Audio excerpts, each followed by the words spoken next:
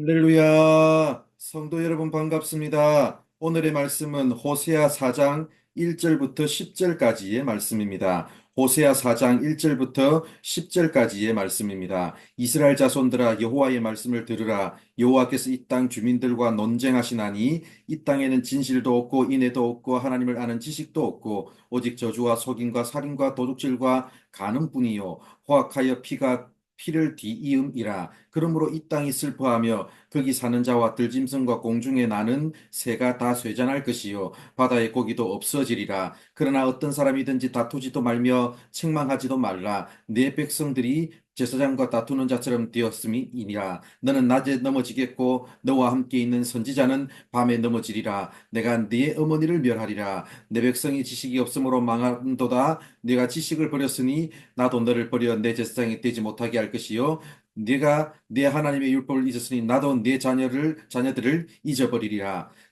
그들은 번성할수록 내게 범죄하니 내가 그들의 영화를 변하여 욕이 되게 하리라. 그들이 내 백성의 속죄 제물을 먹고 그 마음을 그들의 죄악에 두는도다. 장차는 백성이나 제사장이나 동일함이라. 내가 그들의 행실대로 벌하며 그들의 행위대로 갚으리라. 그들이 먹어도 배부르지 아니하며 음행하여도 수효가 늘지 못하니 이는 여호와를 버리고 따르지 아니하였음이니라. 아멘. 오늘 우리가 읽은 말씀 1절 하반절을 보면 이 땅에는 진실도 없고 인애도 없고 하나님을 아는 지식도 없다고 말씀하십니다.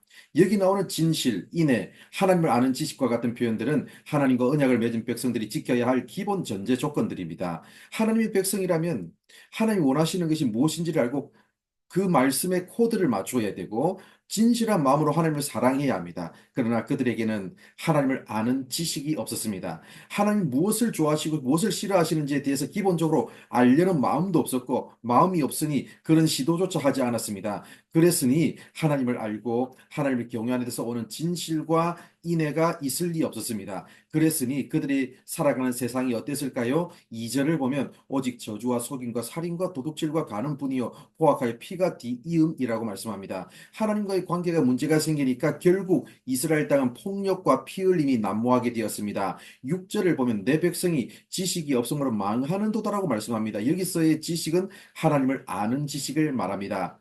하나님이 무엇을 좋아하고 싫어하시는지를 알아야 하고 하나님께 코드를 맞추며 살아야 하는데 그런 것들을 전혀 알지 못하니 하나님과 백성들의 언약 관계가 유지될 수 없고 그러니 망할 수밖에 없는 겁니다. 그런데 다시 6절을 보면 하나님을 아는 지식을 먼저 깨달아 알고 믿고 따라야 할 그 제사장들이 지식을 버렸다고 말씀합니다. 7절을 보면 그들은 번성할수록 내게 범죄한다고 말씀합니다. 제사장 그룹 전체가 타락했다면 제사장들의 숫자가 늘어나면 늘어날수록 하나님을 향한 범죄 또한 늘어나는 것이 당연합니다. 8절을 보면 그들이 내 백성의 속죄 제물을 먹고 그 마음을 그들의 죄악에 두는도다라고 말씀합니다. 무슨 말입니까? 백성들이 죄를 많이 지을수록 속죄 제물을 가지고 제사를 드리러 더 많이 올 거고 그렇게 되면 자기들의 수입이 더 많아지니까 굳이 백성들을 향해 죄를 짓지 말도록 가르칠 필요를 느끼지 못한 겁니다. 그 결과 이스라엘 백성들은 하나님과의 언약 관계를 깨고 제 마음대로 살았고 제 마음대로 살다 보니 그 땅에는 죄가 만연할 수밖에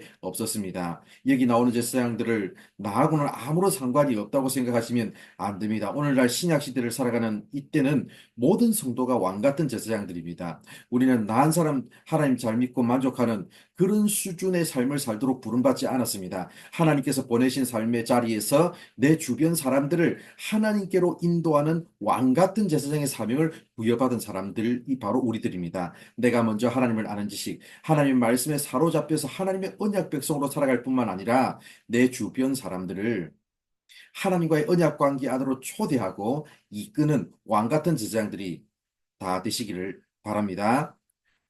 기도하겠습니다.